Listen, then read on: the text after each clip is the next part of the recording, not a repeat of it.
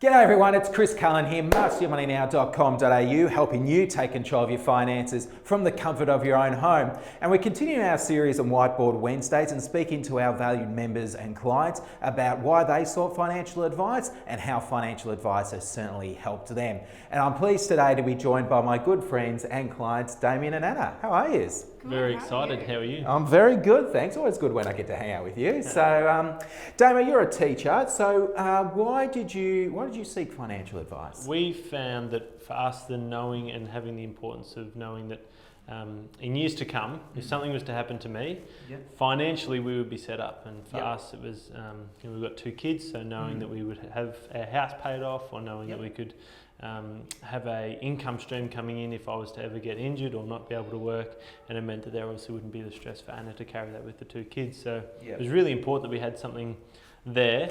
I've seen previously people who haven't had that and the struggles that they've had of not having a financial backstop for them, and I probably didn't want that for my family. So the advice that you've provided for us has helped us to get into a place where we didn't maybe have that worry anymore, or we don't have that worry anymore. Yeah, getting those foundations correct, and particularly at such a young age as well.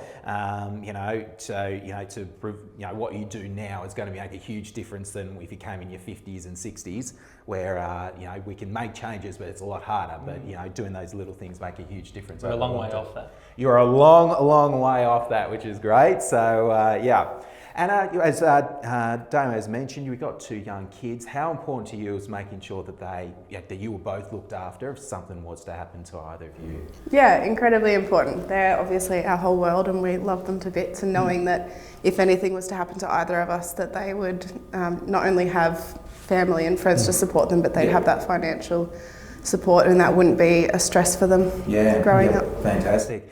And we've talked about a few things as well, because you're a stay-at-home mum, but we talked about a few things that you could potentially do on the side. Do you want to talk about that in a little bit more detail? Yes. I suppose there's always dreams of starting my own business one day. I love cooking. I'd love to be able to have that as my own personal business. Something we're not quite at. Working a few things, yes. I suppose also having you there to be able to give us that guidance of what we can, what we can't do, what's going to set us up really well, and what's just not worth it with the risks of our family. So I think something that fits around your lifestyle as well, because your priority obviously is looking after the kids, but if you can use time which combines looking after the kids, something that you're passionate about, and make a little bit of money on the side as well. Win-win. Yeah, absolutely. I'm definitely looking forward to that. Damien, what to you is, because we've been working together for a couple of years now, what do you think is the value of ongoing financial advice? Yeah, for sure. The amount of times that I've sent you a message and just asked a question, or just got your opinion on something, I think that's been really valuable. Previously, we've never had that, and we've sort of tried to navigate this financial world by ourselves, and we're no financial planners, and so we don't really have that expertise. But to be able to have a constant open conversation means that for us, we're constantly thinking about the decisions we're making for our finances, and that for me puts a lot of ease in a lot of the decisions that we're making, because I know that it's either a wise or an unwise decision, not just for now, but then also for 5, 10, 15, 20 years down the track. Yeah, and being a teacher as well, you're in a very hard-working job. Very it's certainly not hard-working. easy. We work very hard. You work very hard indeed, and it's just having that one less thing to think about.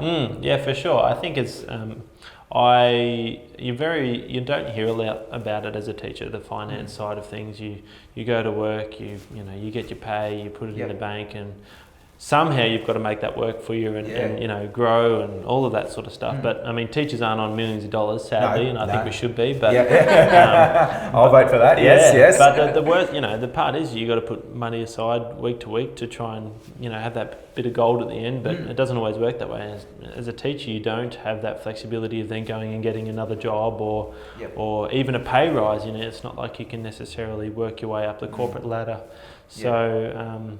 To supplement that income, or to think of other ways to make your finance work for you, is really, really important. And so I think having you on board has allowed those conversations to happen naturally. Yeah, I think what you said in there, it doesn't happen by accident.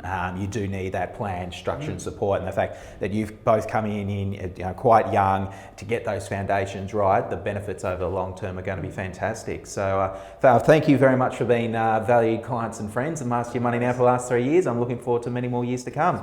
Thank you very much, Dan. Thank you very much. If you enjoyed this story, make sure you share it with your friends, family and work colleagues, and make sure you check out our other videos on our YouTube channel at Master Your Money Now. My name's Chris Carlin from Master Your Money Now. Looking forward to seeing you next week's Whiteboard Wednesday.